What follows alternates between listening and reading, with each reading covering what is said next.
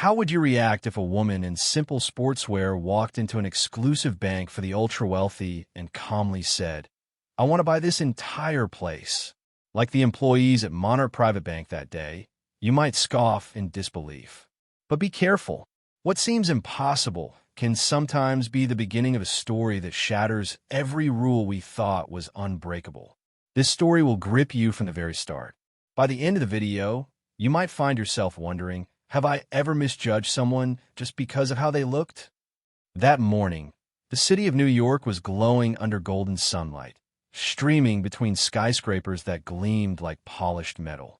Monarch Private Bank was at the heart of this opulence, a sanctuary reserved solely for the elite, tycoons, royalty, and names that perpetually grace the Forbes list. The bank's lobby was a masterpiece of design. Imported Italian marble, baccarat chandeliers sparkling like crowns, and floors so meticulously polished they mirrored every step.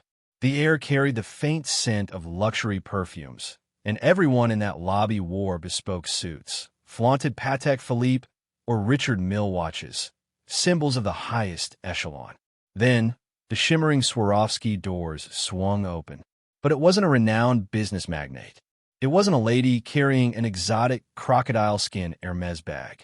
It was Victoria Langley, a woman dressed in high-end yet understated sportswear, her silver hair neatly tied under an elegant Dior cap, her bare face radiating a quiet but unmistakable charisma. Normally, people like her didn't belong in places like this. But today, her presence was the prelude to a storm. She walked slowly across the marble floor, the soft sound of her heels echoing as if she were stepping onto a grand stage. Every eye in the room fixed on her. In those glances, there was doubt, contempt, and a subtle hint of malice. "Who let her in here?" someone whispered sharply. "She must have wandered in from some gym." Another voice chuckled softly. But Victoria Langley paid them no mind. Her gaze remained astonishingly calm, as if their judgmental stares were utterly meaningless.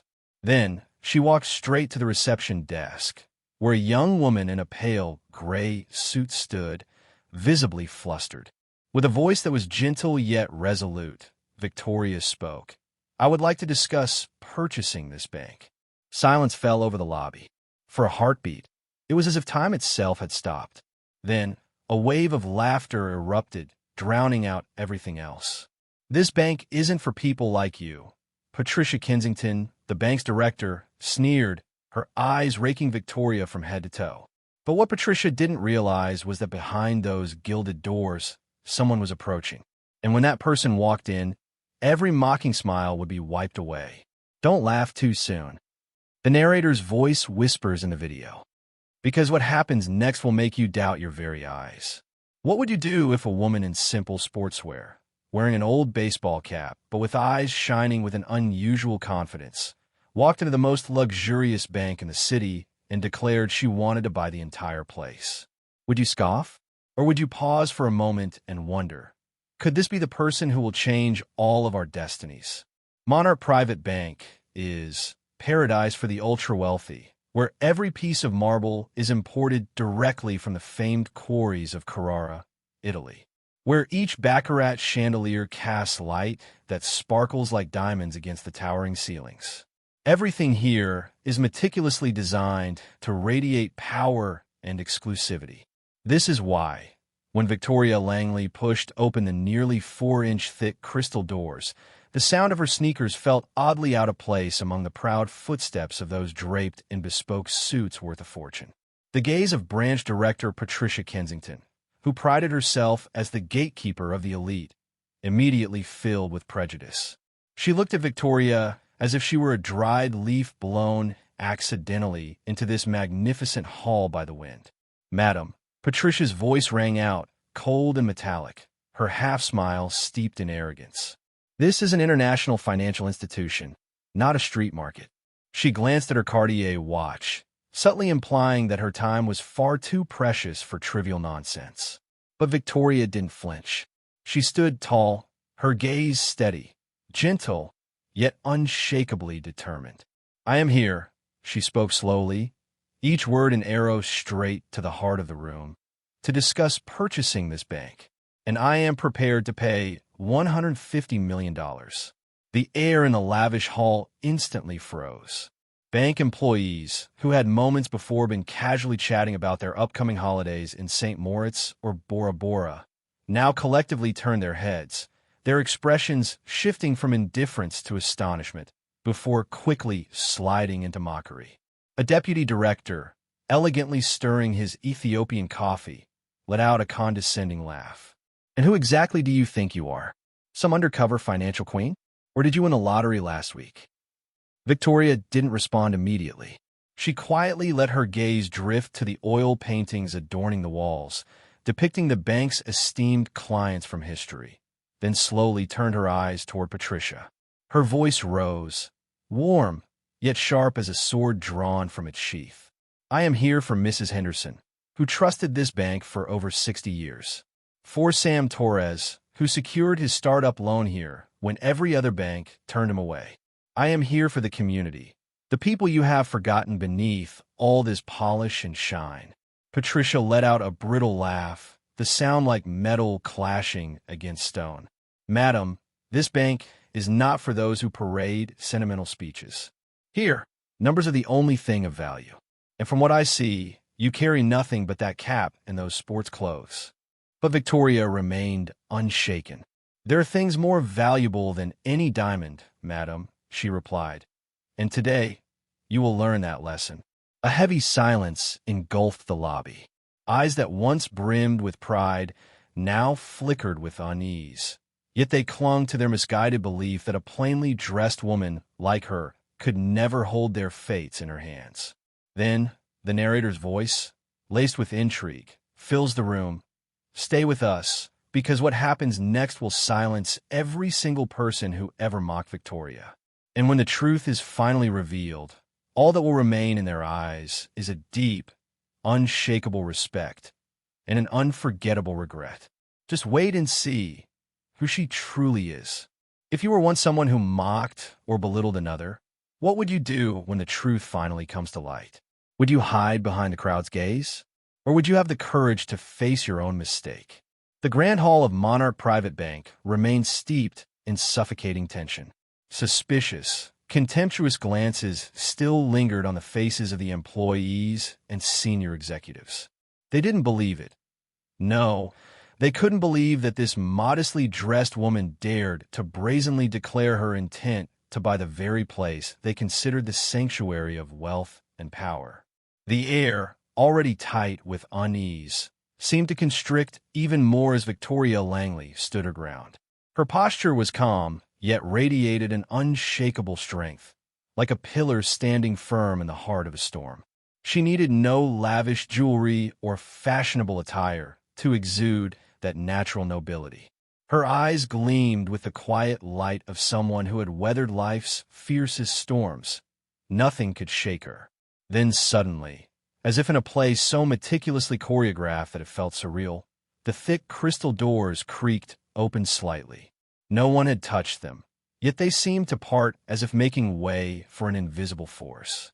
Morning sunlight streamed in, flooding the gleaming marble floor with a radiant golden trail, casting its brilliance upon the tall, commanding figure of a man stepping inside.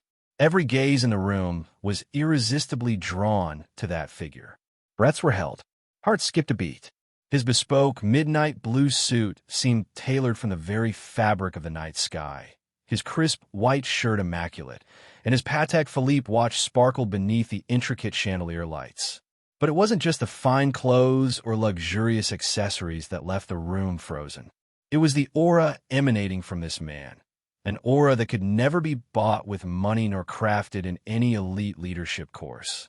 It was the presence of someone who had conquered every summit of power the world could offer. It was Richard Langley, the man hailed as the king of finance among the global elite, the chairman of Langley Capital, whose every decision could send shockwaves across international markets. No one had expected him to walk into this bank at that very moment. Even more shocking, the first glance he cast wasn't toward the bank's board of directors, nor the stunned senior staff. It was directed, instead, at the woman in simple sportswear, standing confidently at the center of the grand hall. "Victoria, you arrived earlier than I expected," Richard said, his deep, warm voice resonating through the room, each word commanding the air itself to fall silent. The entire hall went dead quiet. No one could utter a word. The name Richard Langley had dropped like a thunderclap on a blazing summer day. Patricia Kensington, who just moments ago had so arrogantly dismissed Victoria, now stood as pale as a sheet of paper. Frozen in place, her lips quivered, desperately trying to hold together the mask of confidence that had already begun to crack. Her eyes darted wildly, torn between fear and disbelief at the scene unfolding before her. "And Mr. Langley, you're actually here?" Patricia stammered, her voice stripped of any trace of arrogance. Her throat had gone so dry, each word caught painfully as it emerged. But Richard paid no attention to the panicked eyes surrounding him. He walked directly toward Victoria, extending his strong, unwavering arm as a fortress for his wife. In that moment, his gaze softened like a calm lake, a striking contrast to the formidable presence he carried into the room. "I thought I should come and see for myself," he continued, his eyes sweeping coldly across those who had dared to mock his wife. "How they welcomed you here." It felt as if all the oxygen had been sucked out of the room. The employees who had just sneered moments before now bowed their heads, unable to meet the eyes of the man standing before them, a man who could erase their entire careers with a single word. Victoria offered a slight smile. It wasn't a smile of triumph, but of quiet assurance, like someone who already knew the outcome long before it arrived. That smile felt like sunlight piercing through storm clouds, gentle yet impossible to ignore. "Patricia," Richard said, his voice low yet commanding, "I hear you suggested my wife take a course on finance?" Patricia's face turned beet red, then slowly drained of color as she fumbled for words she could not find. Her hands clenched tightly, nails digging into her palms, as though her inner panic was screaming to escape. "What a shame, Patricia," Richard continued, his gaze sharp as ice. "You've just forfeited your only chance to keep your position." Then the narrator's voice rose with gripping intensity. They laughed. They ridiculed. But now, as true power steps into the room, every laugh has dissolved into absolute silence. Stay with us, because what happens next will make it impossible for you to look away. The game has only just begun. Have you ever witnessed a moment when the entire order of power is overturned in the blink of an eye? When those who once sat proudly on their thrones suddenly tremble at the feet of the very person they once scorned. Hold tight to your emotions, because that moment is happening right now. The air inside the grand hall of Monarch Private Bank had grown as thick as fog, so heavy it felt as though you could reach out and feel the anxious sweat dripping through it. Every glance, every breath was tightly wound in unbearable suspense. Richard Langley stood there, needing no grandiose words, no flashy gestures. Yet his mere presence was like a colossal magnet, drawing every ounce of attention in the room. His gaze swept slowly across the space, sharp as a blade slicing through the arrogant armor of each and every person there. Patricia Kensington tried to swallow the dryness in her throat, but it was useless.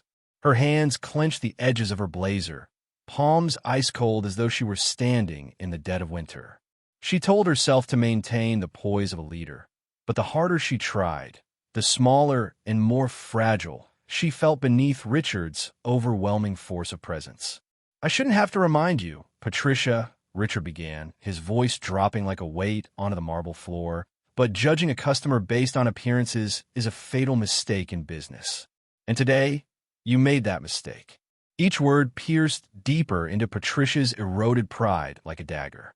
Her knees threatened to buckle, but sheer survival instinct kept her barely standing, though her body trembled uncontrollably. Richard's eyes shifted toward the other employees, those who had just moments earlier laughed in ridicule and now didn't even dare to breathe too loudly. A few of them quietly inched backward, trying to melt into the crowd, as if hoping his piercing gaze would skip over them. "You have forgotten the most basic truth," Richard continued, his voice steady but thundering in their minds. It is not expensive suits or luxury cars that define a person's worth. It is integrity and the respect you show to others that defines true class. As every eye remained fixed on him, Victoria stepped forward, softly, yet with undeniable authority. She needed no raised voice, no flashy entrance.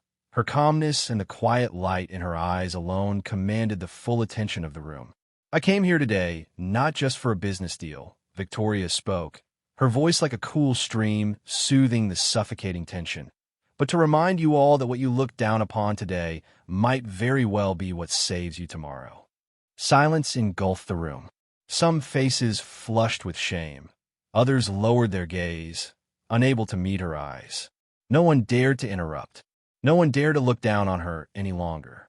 Richard turned to Victoria, his eyes brimming with pride and affection.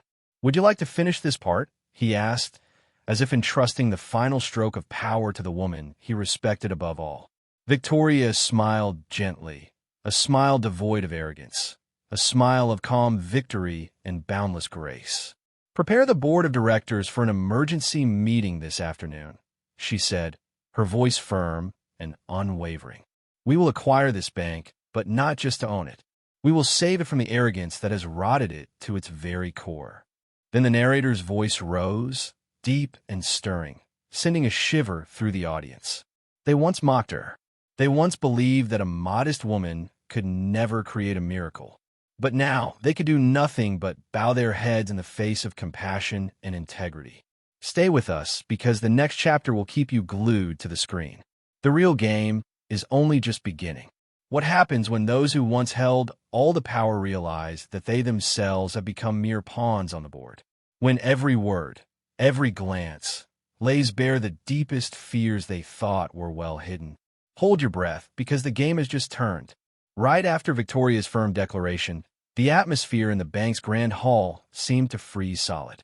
It was so silent that you could hear the clock on the wall ticking away, as if counting down to the collapse of this once proud, arrogant institution.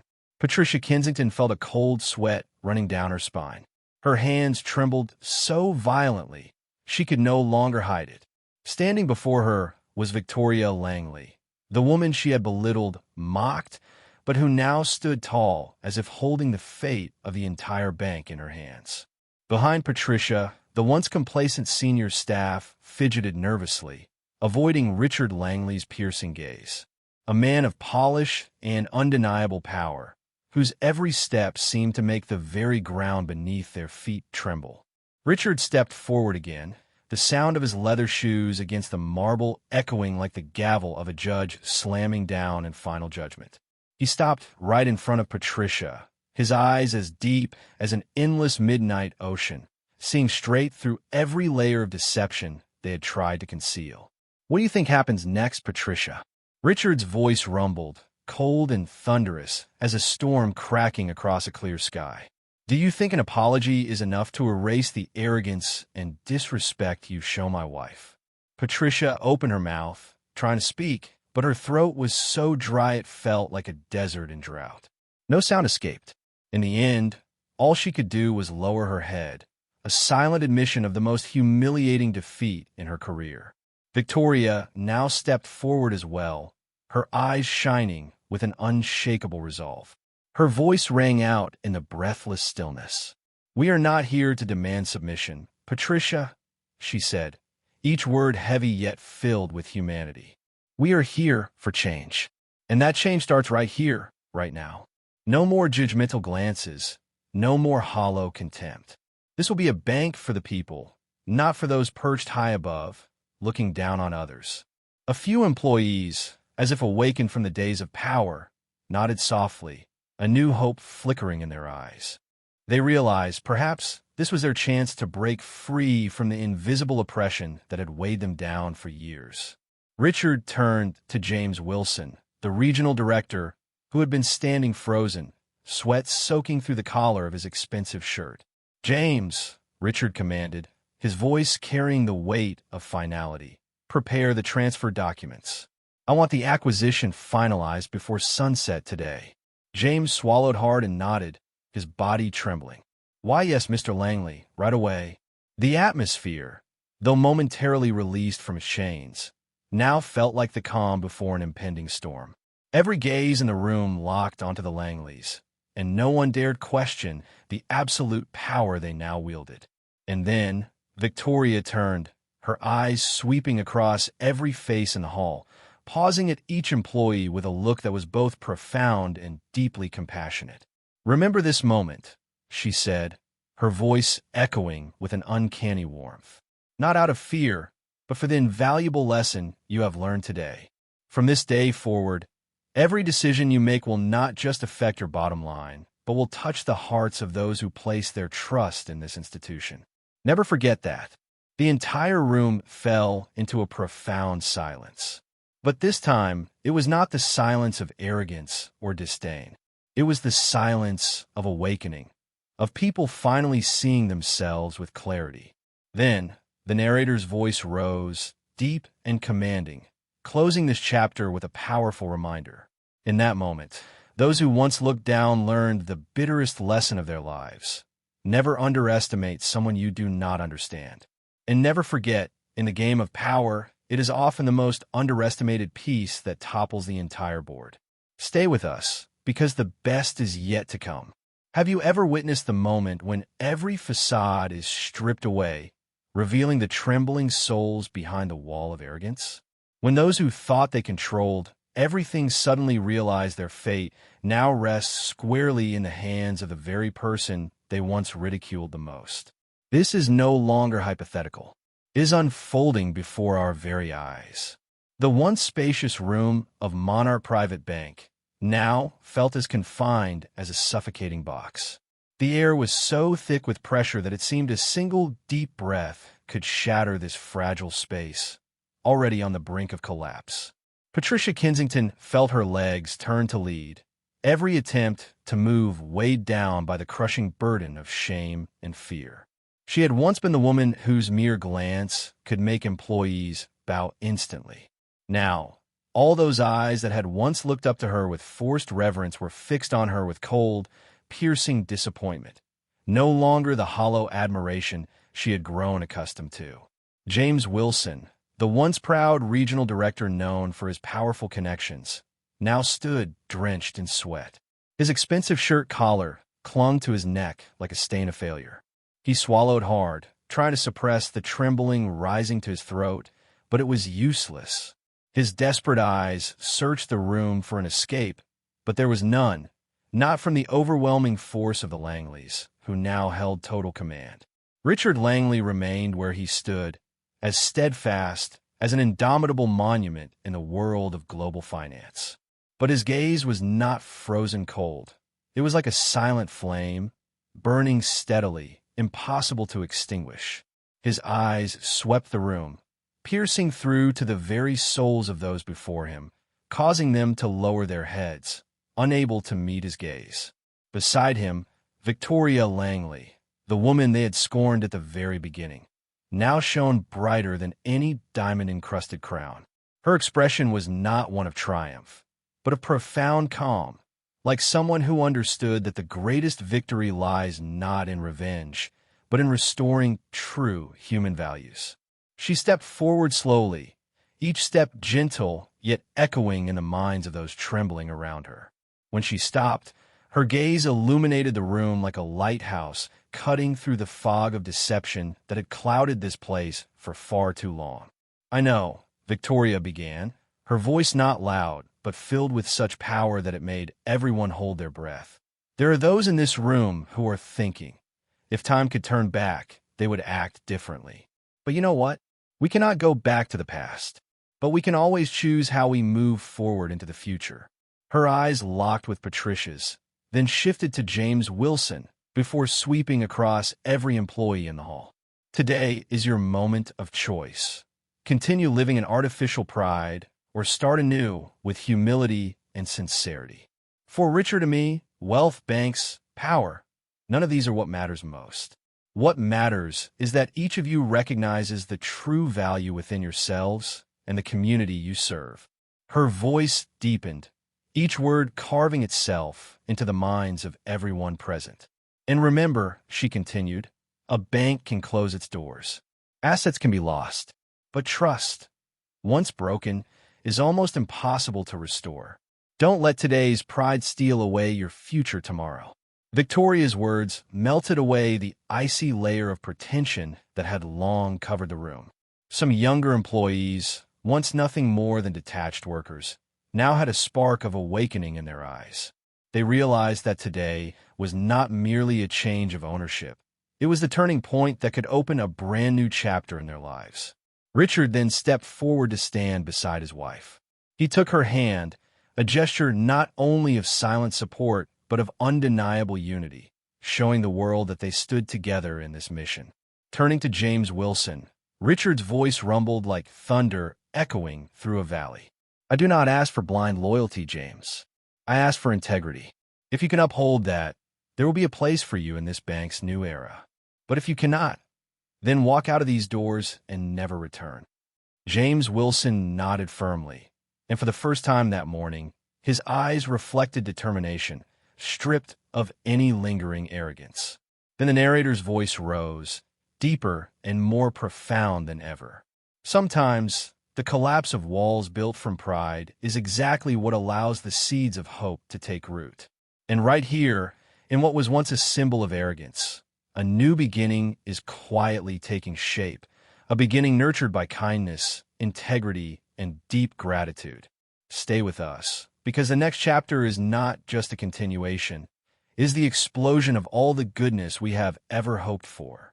Have you ever wondered what happens when those who once mocked others, who pushed the vulnerable into the shadows, suddenly find themselves looking up with deep admiration and regret at the very people they once scorned? If you think this is just a fairy tale, let me tell you, because that moment is unfolding clearer than ever before. The air inside Monarch Private Bank now felt like a storm trapped beneath the Earth's surface, ready to erupt at any moment. The arrogance that once suffocated this place had begun to crack, revealing fractures too deep to conceal. Patricia Kensington's eyes, once sharp as a razor blade, had dulled, clouded with worry. She was no longer the woman who ruled the room with hollow pride and manufactured authority. Now, each of her breaths weighed heavy, as if carrying the unbearable burden of unforgivable mistakes. James Wilson, the man who once stood tall, dispensing power like a deity, now resembled a child caught red-handed in the middle of wrongdoing. His head hung low, sweat dripping from his forehead and temples. He knew, in this moment, all the masks had fallen away, leaving only the raw truth. A small, fragile man standing before undeniable integrity and power. Richard Langley now stood like an eagle spreading its wings across the entire scene, his gaze sweeping over every employee, every slab of marble wall that seemed to reflect back the arrogance and prejudice once ingrained in this place. He did not need to speak much. The weight of Richard's silence carried more force than 1,000 warnings. His firm, steady gaze cut straight to the hearts of everyone present, and they understood this was not a display of dominance. It was the embodiment of an unshakable truth. Victoria, the woman who had been ridiculed by scornful eyes just moments earlier, now stood tall like a steel pillar in a storm that was finally beginning to break. Yet her strength was not cold like steel, but warm, a strength born of compassion, of deep love for the community, and unyielding faith in human worth. Do you hear it? Victoria's voice, gentle yet echoing through the room, commanded their full attention. That is the sound of change, the sound of a community reclaiming the justice and dignity you have tried to trample. She gestured toward the photographs on the wall, pictures capturing joyful moments of customers and employees throughout the bank's history. An elderly woman beamed as she received a loan to open her small shop. A young family, radiant with happiness, standing in front of their first home. These people once placed their trust in this bank, Victoria continued, her voice trembling with emotion yet powerful. And what did you do with that trust? You mocked it. You trampled on it. You dismissed it simply because they didn't wear expensive suits or polished leather shoes. Patricia could no longer hold onto her facade. Her eyes reddened, and in a rare moment, she looked at Victoria not with superiority, but with the gaze of someone awakening from an empty dream. James Wilson, too, gave a small nod, a belated but necessary acknowledgement of truth. Richard stepped forward to stand beside Victoria, his voice warm yet commanding. Today, we are not just buying a bank. We are reclaiming lost trust, and by any means necessary, we will restore it, not just with assets, but with kindness and righteousness. Everyone in the room seemed to hold their breath, as if drinking in every word like parched earth absorbing rain. Then the narrator's voice rose, closing this chapter with profound depth and emotion. In that moment, power and arrogance were pushed aside, making way for hearts to be illuminated by justice and compassion. A new chapter is about to be written, not just of a bank's new ownership, but of the rebirth of an entire community. Stay with us, because what comes next will move your heart like never before. Have you ever witnessed the moment when an entire system, seemingly untouchable, crumbles under the weight of one simple yet profound lesson? Respect every human being, no matter who they are? If not, then this is the ending you will never forget. The atmosphere inside Monarch Private Bank, once cold and steeped in arrogance, was now filled with something long forgotten: kindness and a sense of responsibility. Victoria Langley, standing tall with graceful pride, walked slowly toward the scattered employees in the hall. Her eyes no longer carried the gaze of Victor, but radiated deep compassion for those who now stood caught between the edges of pride and awakening. "Hold your heads high," she said, her voice as warm as a spring breeze, melting away the cold in the room. "What is truly shameful is not making mistakes.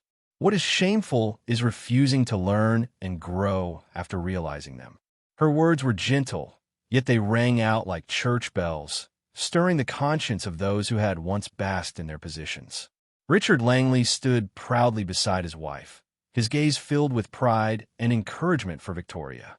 He spoke softly, yet every word etched itself into the hearts of all who listened. "We are not just bringing a change of ownership to this bank. We are bringing you a chance at rebirth, a chance to become not just skilled professionals, but people who cherish the value of every customer, every human being who walks through these doors, whether rich or poor, privileged or humble." His voice echoed through the room like waves washing away the dust of arrogance that had long settled there. Patricia Kensington, now stripped of any lingering pride, carried the heavy weight of realization on her shoulders. Yet in her eyes, there flickered a faint light of newfound understanding. With a voice trembling yet sincere, she spoke. I was wrong.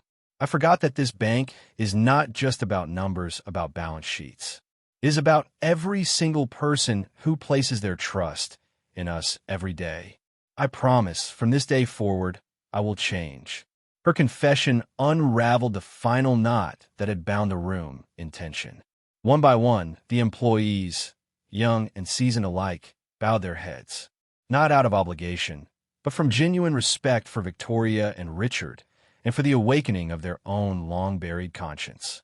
Victoria's eyes swept across the room, pausing at the photographs that lined the walls. She gently took down an old, weathered picture, one of a young boy clutching his mother's hand as they received a loan to open their family diner. That simple image reminded everyone that true success is not measured in million-dollar deals, but in every spark of hope they help ignite. Turning back, her voice was firm yet full of heartfelt emotion. "Let us make it so that, from today on, every time we look at these photos, we don't just see customers. We see stories. We see dreams. We see lives. And let us never forget that our mission is to help them turn those dreams into reality." Then the narrator's voice, slow yet powerful, rose to close the story with a message that struck straight to the heart. Today, in a place once buried under the dust of arrogance, a new flame has been lit. The flame of respect and compassion. And this lesson is not just for those inside this room, but for all of us. Let us remember, never judge others by their appearance or circumstances. Look at them through the eyes of your heart with genuine respect, because that is the true power to build a thriving, humane community. And if you believe in the power of kindness, share this story so the light of respect can spread everywhere. If this story touched your heart, don't forget to like, comment, and subscribe to spread the message of respect and fairness to the world.